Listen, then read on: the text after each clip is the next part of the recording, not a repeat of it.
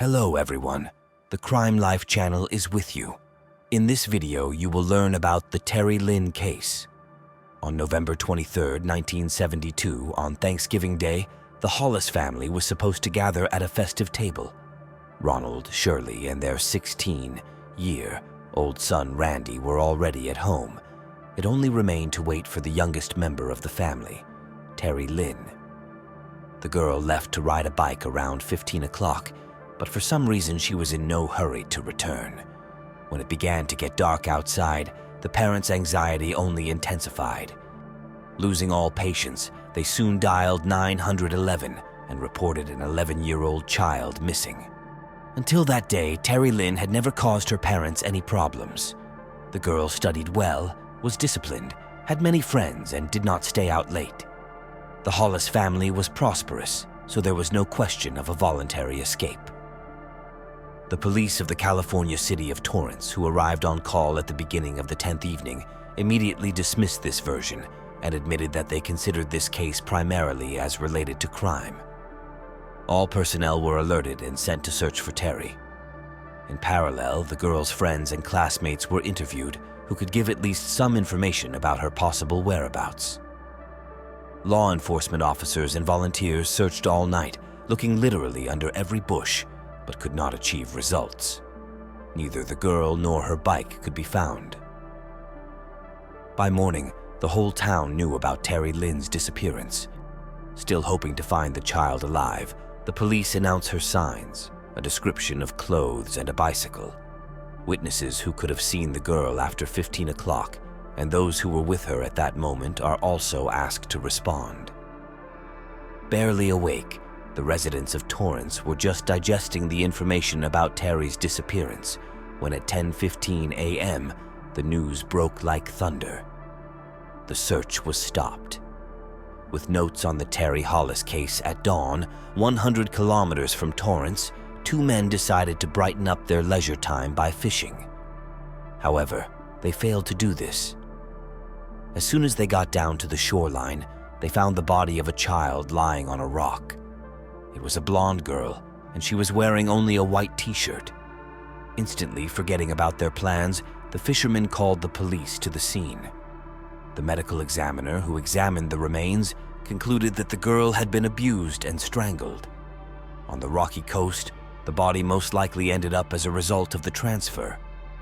The victim's age was determined to be 13 years old. The identity of the deceased had to be established as soon as possible, so the signs described by the specialist were compared with the list of missing children and assumed that it was Terri Lynn Hollis. The girl's parents could not participate in the identification of the body because of the stress they had experienced. Her brother was too young for this. Therefore, it was decided to involve Terri's uncle Herbert Pierce in the procedure, who, upon arriving at the morgue, confirmed the police's guesses. Strange calls 2 days after the discovery of the body in the Hollis family home, the phone rang. The voice on the other end of the line was openly laughing at what had happened to Terri and claimed to know much more about the circumstances of the crime than the others. Realizing that they might be dealing with a real killer, Ronald and Shirley immediately contacted the detective in charge of the investigation. On the same day, a listening device was installed on the phone in the family's house, to which two policemen were assigned. The calculation was that the anonymous person would want to provide more details and would call again. As a result of 2 more calls, the anonymous person was identified and arrested on November 30th. It turned out to be a 16-year-old teenager from a neighboring town.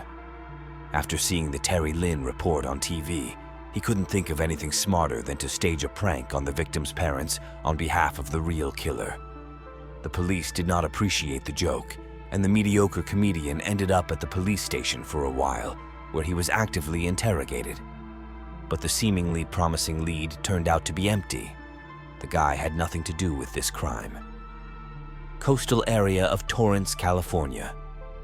The first suspect having made no progress in the investigation, at the end of December 1972, the police department appointed a reward for information that would lead to the arrest of Terri Hollis's killer. By the evening of the next day, the hotline received 14 messages, but upon careful inspection, it turned out that all of them were not well off. Almost 1.5 years later, a 29-year-old local resident was arrested in nearby Gardena. He was also questioned about the Terri Lynn case. The man categorically refused to admit his guilt, but the case went to court. At the trial, his lawyer managed to prove the defendant's innocence in the murder. He was convicted only for abusing a 10-year-old boy. The Terri Lynn Hollis case was transferred to suspended status in April 1974. A DNA sample of the alleged killer was sent to the Los Angeles County Crime Lab for examination and search for matches. It will take a long 6 years before a conclusion comes from there that the sample does not match any of the criminal's database. In 2018, it was decided to check the DNA for kinship, and then the detectives were lucky. A private research laboratory in Florida was able to match a sample from the case with the Brown family. As a result of communication with the relatives of the potential killer, the police learned his name, Jake Edward Brown. He was 36 years old at the time of Terri Lynn's disappearance, who was introduced to many as Thomas Tracy Barham, was arrested in Los Angeles in April 1973 for abusing a minor. It was only 6 months after the murder of Terri Lynn. In 1974, he was arrested again for a similar crime, this time in Alameda County. In addition to an unhealthy craving for children, the repeat offender was convicted of robbery and drug possession. It turned out to be impossible to interrogate Brown himself. He had died a few years before. In 2019, investigators flew to Arizona, where he was buried, to carry out the exhumation procedure. The bones of the repeat offender went to the laboratory. The study ended with a stunning result. Experts estimated the possibility of a comparison error as 1 in 21 septillion, 24 zeros in a septillion. It took the Torrance police almost half a century to figure out who was responsible for the murder of Terri Lynn Hollis. By this time, her parents were no longer alive, but Randy's brother was able to attend a press conference dedicated to the closure of the case, and together with the detectives put an end to it. Randy Hollis at a press conference on September 11, 2019. To his right, Torrance Police Chief Eva Irwin is in uniform. "I just wish our parents were alive to see this. A lot was taken away from us then. On Thanksgiving, I always allow myself some privacy to remember Terri," Randy said.